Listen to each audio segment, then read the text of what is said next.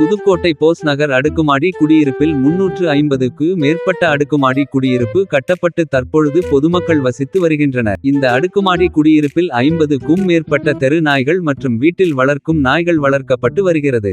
இந்நிலையில் அடுக்குமாடி குடியிருப்பில் இருந்து வெளியே வந்த ஒரு நாய் சட்டை அணிந்து அடுக்குமாடி குடியிருப்பு பகுதியில் வலம் வந்தது. வித்தியாசமாக சட்டை அணிந்து வந்த நாயை மற்ற நாய்கள் ஏதோ மாற்று விலங்கு உள்ளே வந்துவிட்டது என்ற தோணியில் அந்த நாயை குலைத்து விரட்டத் தொடங்கியது.